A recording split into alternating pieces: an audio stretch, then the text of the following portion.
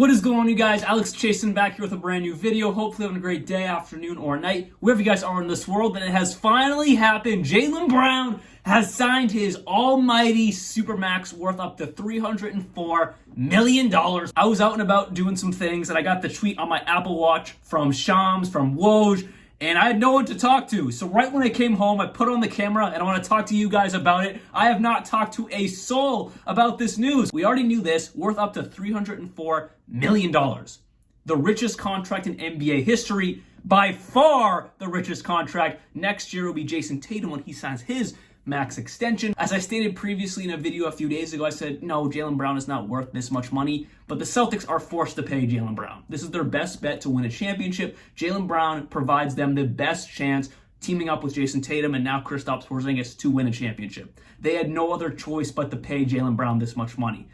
Like I said previously, also, they probably didn't want to pay him, but they had to. That's really what it came down to. It is fully guaranteed. That's not a surprise to anyone, but he is getting every single penny of that $304 million, and I want to congratulate Jaylen Brown on that. I personally do not believe he is worth this much money. I don't really think anyone believes Jaylen Brown is worth the richest contract in NBA history, but with that said, as a Boston Celtics fan, of course I'm happy we are retaining Jaylen Brown for the long term.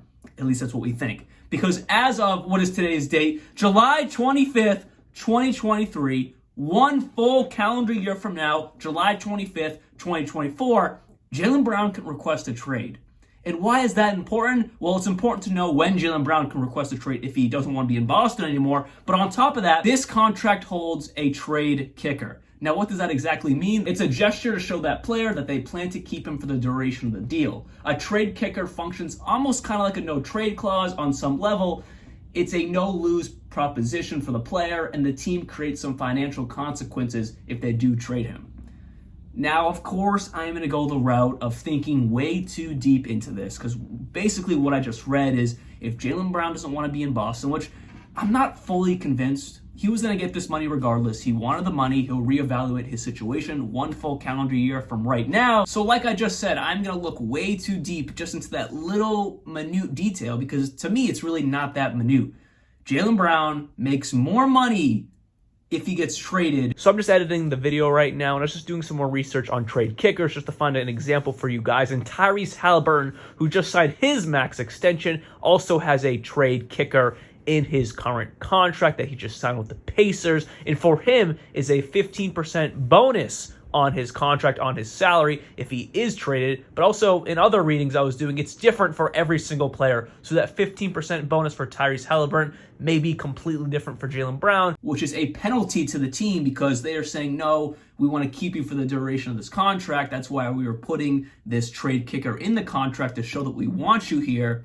But my brain automatically goes to the whole side of the media where like Jaylen Brown wants out, Jaylen Brown wants out. I kind of tend to lean a little bit on that side of the media. And then the third piece of this contract that has been disclosed to us that I want to discuss, no player option. So very simple. This is 5 years, fully guaranteed with a trade kicker, no fifth-year option, all 5 years under contract.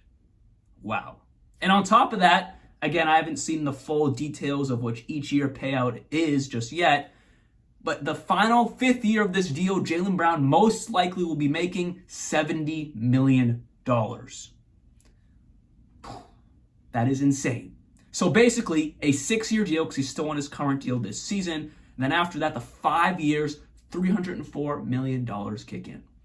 The biggest contract, the largest contract in NBA history, with a trade kicker, which means he might be able to make more money if the Celtics trade him because it's a penalty to the Boston Celtics. So will the Boston Celtics regret giving Jaylen Brown the largest and most expensive contract in NBA history?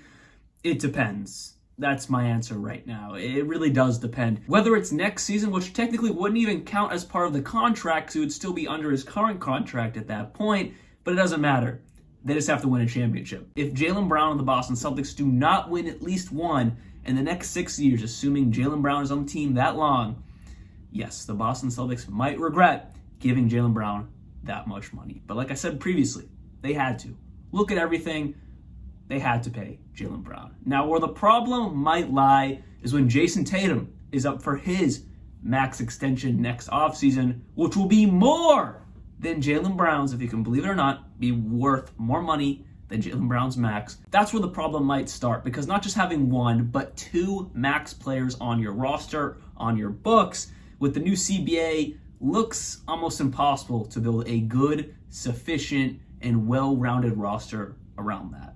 Now, any example we have right now, it's very little, it's very slim, but let's look at the Phoenix Suns. We have not at all seen it on the court. The season hasn't started. We are a few months away from seeing how this really works out with the new CBA. But Bradley Beal, Devin Booker, Kevin Durant, and DeAndre Ayton are all making more money than anything imaginable and anything we thought possible with the new CBA. And then on top of having all that money on their books, they have built what, again, we haven't seen it on the court. We've got to really see how it works out. But what looks like a very solid and above average bench built of all minimum contracts. So that gives me hope that Brad Stevens and the Boston Celtics, and also any other team in the NBA that decides to go this route, can maybe, just maybe, make it work. But the Phoenix Suns are kind of like the test dummies with the new CBA, having a ton of money built into stars, and then trying to build a sufficient bench. They're the kind of the test dummy with the new CBA. So that is all I have for you guys today. Hope you guys did enjoy this video. And I do want to congratulate Jaylen Brown, because I don't want this video to come off like I'm hating on him getting this money or hating on him for not fully believing he's going to stay here for the next 6 years of his career. At the end of the day, every single moment of his career has led up to him getting the largest contract in NBA history. So I want to congratulate JB on that. The new CBA kicked in at a perfect time for Jaylen Brown, and his entire family is set for many, many years and many generations to come. You can't complain about that. You can't be anything but happy for Jaylen Brown. But on a pure basketball side of things, it's insane where the money is right now. But I'm happy for JB. And more than that, I am happy for the possibility of Jaylen Brown being on the Boston Celtics for the next 6 seasons. As a Celtics fan, of course, I'm excited and happy about that. But he's got to prove to me, I'll close it with this, he's got to prove to me he wants to be in this city. Hopefully you guys did enjoy this video. I'll be back very, very soon. Like always, peace out.